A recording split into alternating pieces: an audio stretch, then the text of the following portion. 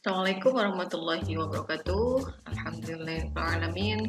Pada kesempatan kali ini kita bisa bermuajah kembali bertemu dalam kesempatan yang insya Allah barokah dan insya Allah dalam keadaan yang sehat walafiat selalu dalam lindungan Allah SWT.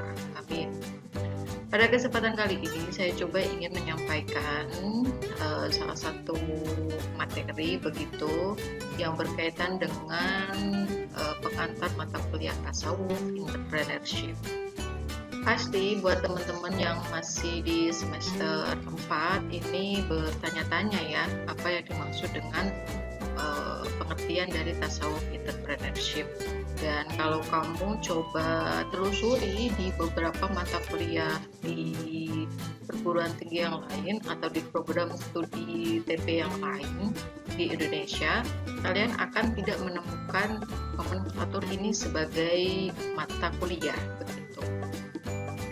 Karena memang desain mata kuliah yang menggunakan desain kurikulum KKNI ini tidak mengharuskan sebuah mata kuliah itu berangkat dari satu rumpun keilmuan begitu.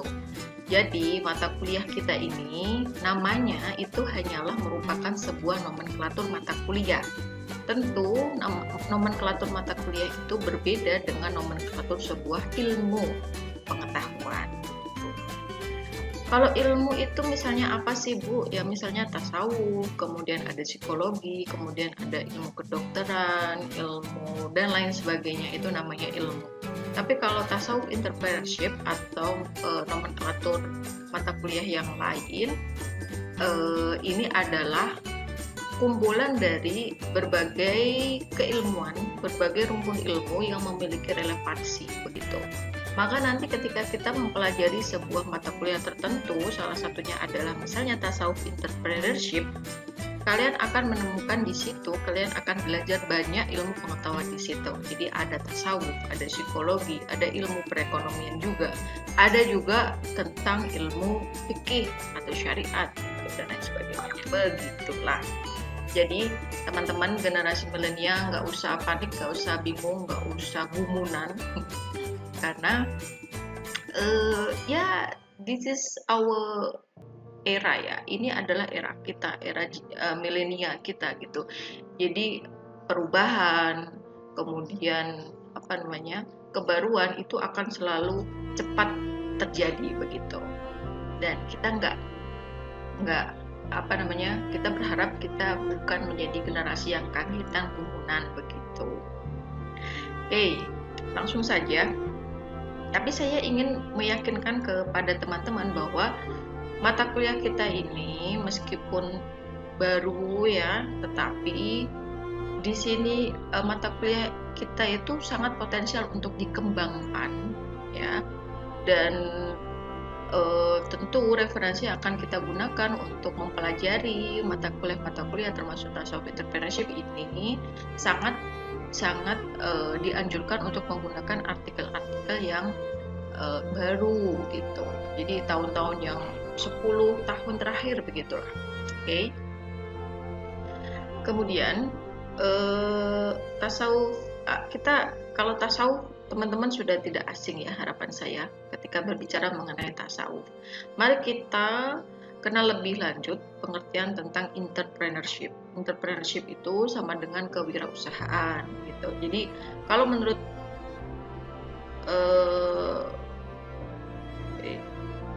Kasmi ya, ini tulisannya bisa nggak sih dikit-dikit?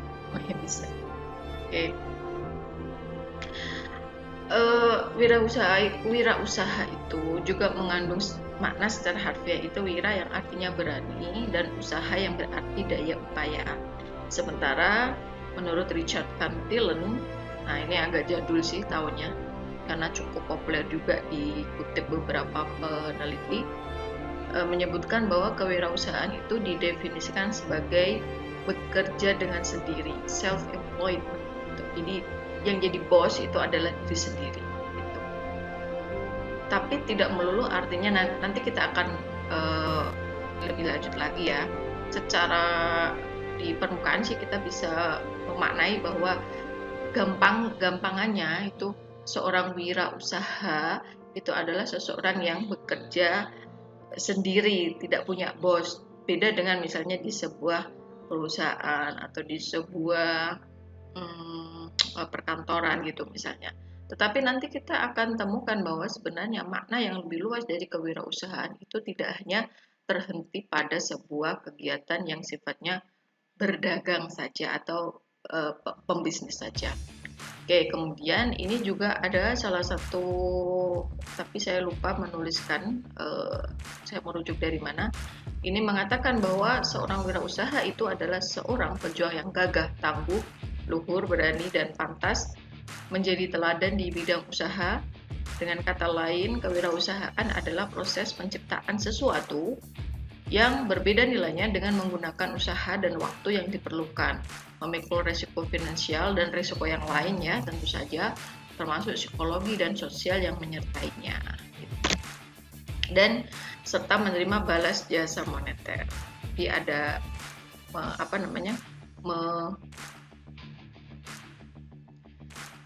ada upah di situ.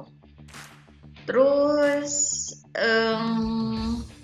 jadi di situ juga dituntut ada semacam inovasi dan kreativitas begitu. Nah, sementara menurut Wijandi tahun 1988 menyebutkan bahwa kewirausahaan adalah suatu sifat keberanian, keutamaan dalam keteladanan dalam mengambil resiko yang bersumber pada kemampuan diri sendiri. Itu sekelumit penjelasan tentang entrepreneur. Jadi mari kita simpulkan. Jadi kalau dikaitkan dengan tasawuf entrepreneurship, ya, apa yang dimaksud dengan tasawuf entrepreneurship adalah potret kepribadian yang progresif untuk mengupayakan sebuah usaha yang bersumber pada kemampuan sendiri dengan tetap berlandaskan kecintaan kepada Allah Subhanahu wa taala. Begitu. Seringkali kita bisa menjumpai substansi yang sama, penjelasan yang sama ya, topik-topik, tema-tema yang sama yang berbicara mengenai topik-topik yang seperti ini, tetapi dengan nomenklatur yang lain. Nomenklatur itu adalah istilah ya. Jadi dengan istilah yang lain, misalnya spiritual entrepreneurship gitu, atau seperti yang tadi saya tunjukkan, misalnya spiritual creativepreneur gitu. Jadi kalau udah zaman sekarang ini kayaknya udah nggak boleh semacam kayak umum gitu dengan istilah-istilah yang sifatnya baru gitu, karena memang kita ini kan berada dalam masa yang era disruption. Jadi kita udah melewati pola-pola yang sudah pakem gitu. Kalau dulu pakemnya misalnya ilmu tasawuf sebuah mata kuliah ya, misalnya ada ilmu tasawuf 1, ilmu tasawuf 2, ilmu tasawuf 3, sufiling 1, sufiling 2, sufiling 3.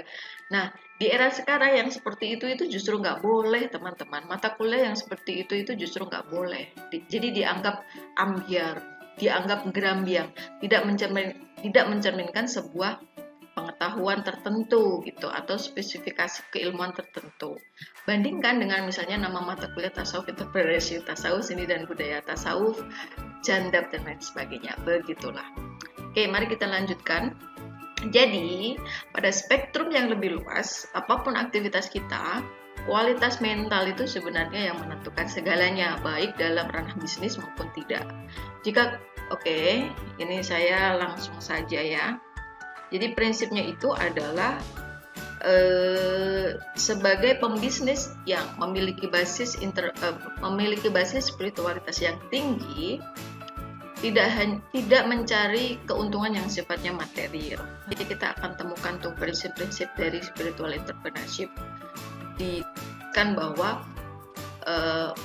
keuntungan yang sifatnya material, duit ya, uang rupiah itu tidak menjadi satu-satunya tujuan, tidak menjadi tujuan yang utama, begitu maksudnya. Dan kemudian di sini ditambahkan ada hal lain yang perlu dimaknai agar martabat kemanusiaan kita tetap utuh terjaga gitu. Artinya apa di sini tuh, etika bisnis itu ditegakkan kembali, bukan semata-mata untuk mematuhi peraturan undang-undang gitu, tetapi dimaknai sebagai bentuk kita manusia dalam rangka menyembah kepada Allah, mengakui eksistensi Allah. Jadi itulah begitu.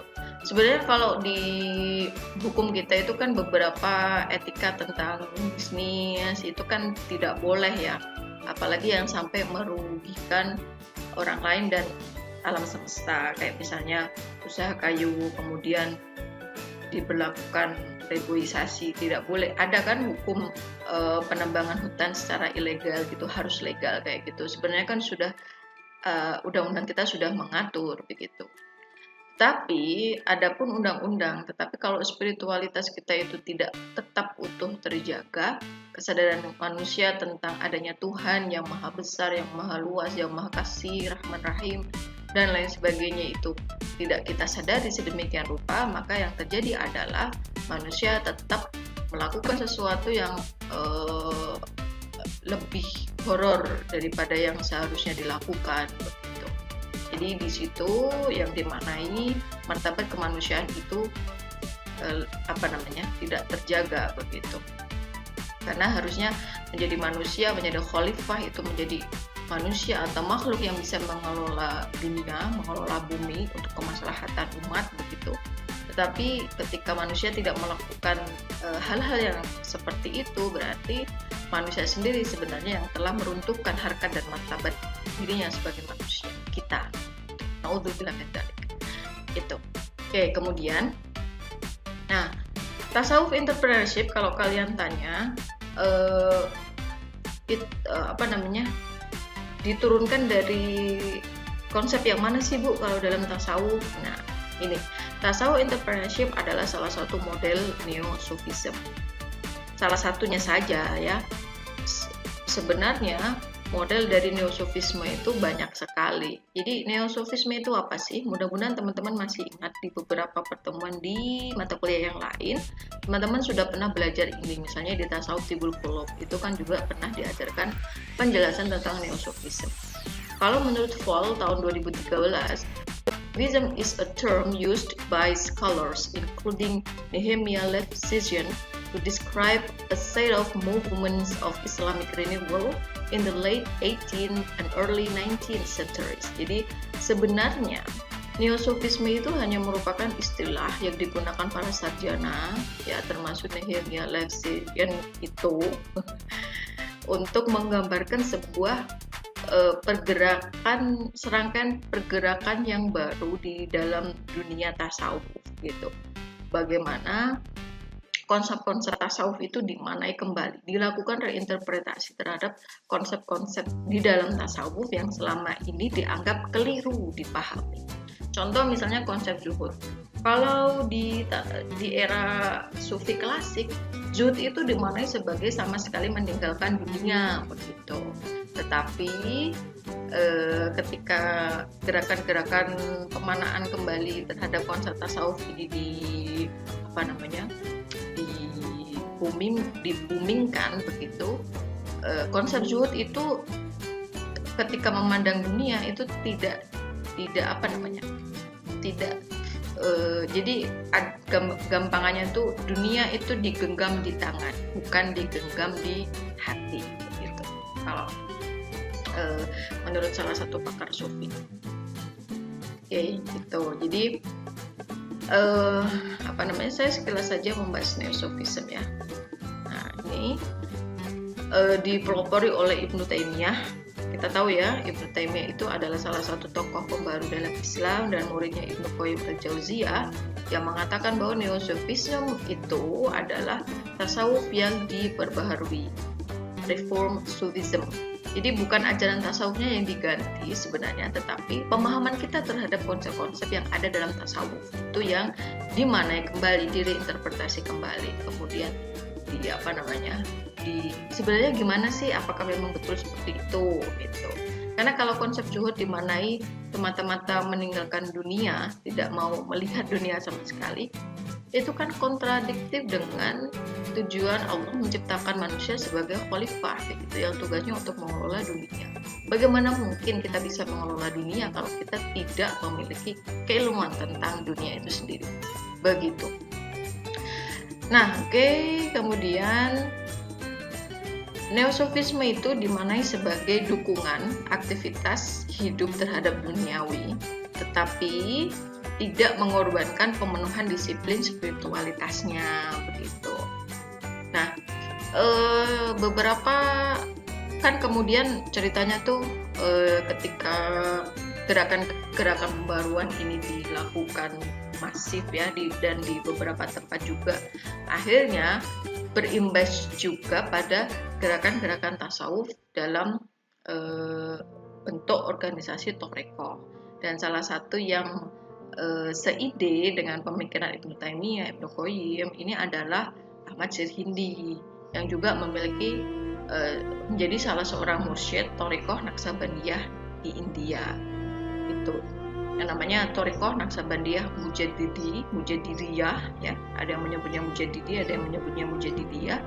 Itu adalah sebuah Thariqah Naqsabandiyah yang nanti juga sampai ke Indonesia juga. Gagasan kemudian cabang Thariqahnya, dan ini juga selain Thariqah Naqsabandiyah ada Thariqah Sanusiyah dan Tijaniyah juga gitu. Thariqah ini itu diketahui aktif melibatkan para pengikutnya dalam pembuatan jalan raya, pembentukan koperasi dagang, pelaksanaan proyek-proyek irigasi dan pengembangan komunitas pertanian. Itu maka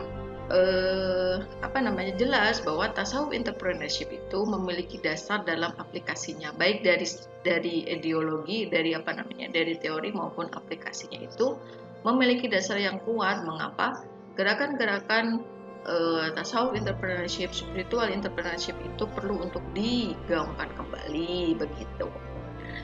Nah, jadi seperti yang sudah saya sampaikan di beberapa pertemuan yang lalu, bahwa mata kuliah ini itu kita berbicara mengenai bagaimana membentuk karakter sehingga kita memiliki jiwa entrepreneurship gitu.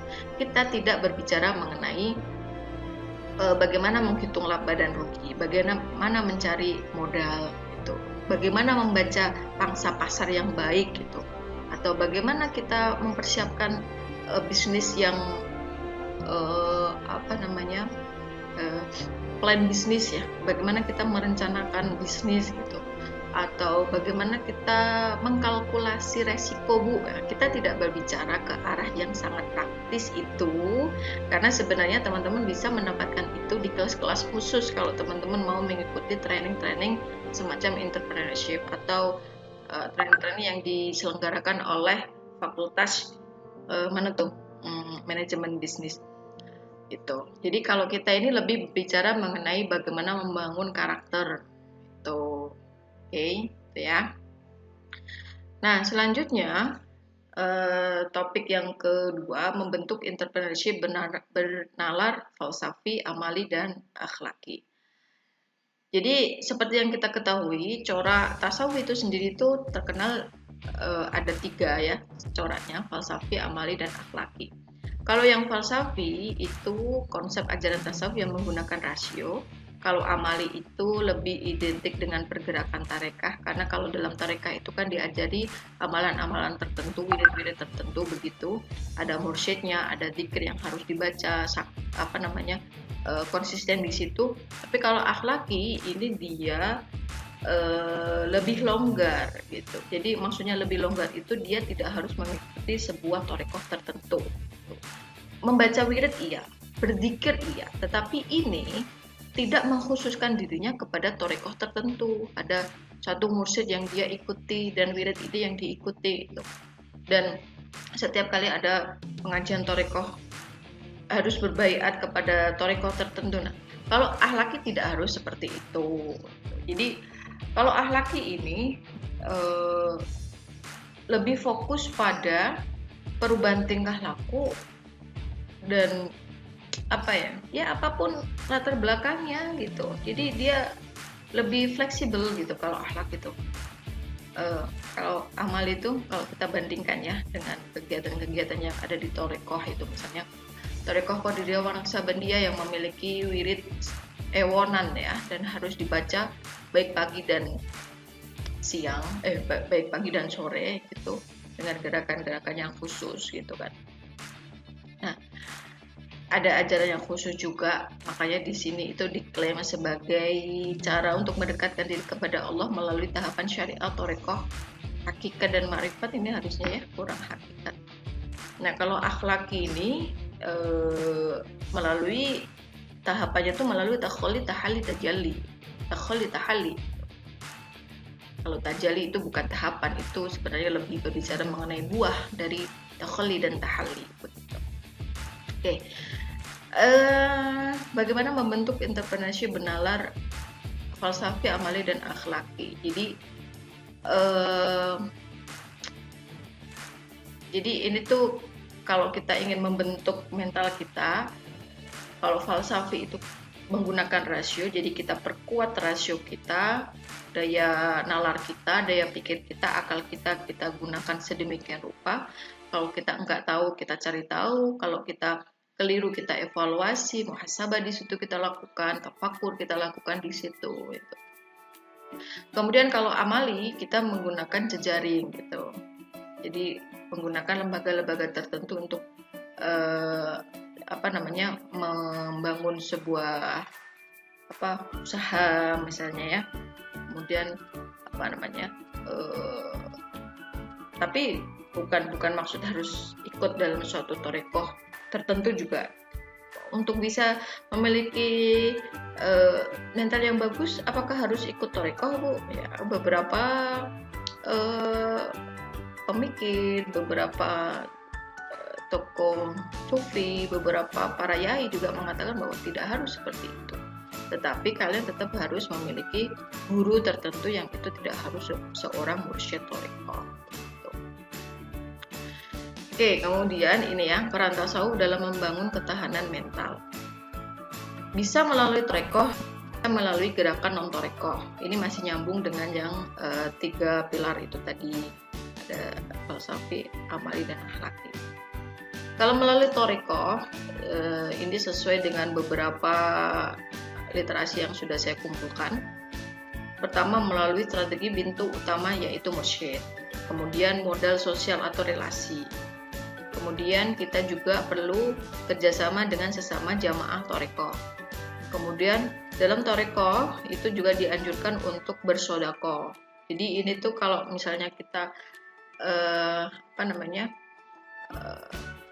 yang thariqah lakukan untuk membangun ketahanan mental, termasuk misalnya membantu meningkatkan membangun perekonomian masyarakat, ini yang dilakukan thariqah, misalnya thariqah Idrisiyah, thariqah Tijaniyah, itu hal-hal yang seperti ini. Termasuk ini misalnya menghidupkan kemandirian ekonomi dan pembangunan jiwa berwirausaha di lembaga misalnya thariqah Al-Idrisiyah. Tuh. Nah, sementara gerakan non-thariqah yang bisa kita lakukan dalam rangka membangun ketahanan mental adalah melalui pendidikan, keluarga, lingkungan sekolah, lingkungan masyarakat gitu. Jadi dari peranata yang paling kecil yaitu keluarga sampai peranata yang lebih besar spektrumnya ya, misalnya negara begitu. Di situ maksudnya adalah nilai-nilai dasar dari sebuah karakter yang baik itu harus ditekankan sedini mungkin. Misalnya ya mau nggak mau kita harus berbicara kembali mengenai karakter-karakter kemandirian. Jadi misalnya nih kalau dalam keluarga anak diajari mandiri itu bahkan sudah dianjurkan sejak umur 2 tahun gitu ya, ketika bayi itu sudah dilepas tidak minum ASI lagi dari ibunya, itu juga menunjukkan ajaran untuk mandiri gitu. Karena ini kan juga relevan dengan teori psikoanalisis juga, ketika di masa-masa 2 tahun itu anak memiliki masalah dengan bagaimana melepas dirinya dengan pokoknya udah lepas dari menyusui gitu ya, dari ibu yang menyusui. Apa sih maksudnya di 2 tahun itu ya, kalau misalnya anak itu mengalami kondisi-kondisi yang sulit itu sebenarnya akan berdampak pada kepribadian dia di masa depan gitu. Oke, makanya salah satu hal yang membuat saya suka nih dengan psikoanalisis itu ide-ide yang seperti itu loh, ide-ide yang dianggap gila oleh beberapa orang, jadi kayak nggak ada sambungannya gitu. Tetapi sebenarnya kalau kita pengen mengeksplor itu lebih dalam lagi, sebenarnya juga ada kaitannya. Oke, kemudian termasuk juga misalnya tradisi di Jawa ya, ketika anak itu kejedot pintu misalnya atau kesandung gitu kan, kadang tuh kita terus mukul-mukulin meja gitu kan, nyalahin meja, iya ini mejanya mejanya saya nakal deh dan lain sebagainya. Kita tidak berusaha untuk mengatakan, adik lain kali hati-hati jalannya atau dan lain sebagainya gitu. Jadi kita lebih memiliki tradisi. Nah itu juga termasuk salah satu bagaimana kita membangun ketahanan mental atau membangun jiwa entrepreneurship dalam dari Pranata yang terkecil. Oke, itu dulu. Dan ini tadi yang mau saya jelaskan, tapi karena beberapa hal ini nanti saya jelaskan di pertemuan yang selanjutnya, mudah-mudahan sempat ya. Baik, di video ini saya sudah menyampaikan tiga topik yang harus kalian simak dan silakan untuk membuat pertanyaan. Saya tunggu feedback dari kawan-kawan semuanya. Terima kasih. Kurang lebihnya mohon maaf dan sekali lagi terima kasih. Wassalamualaikum warahmatullahi wabarakatuh.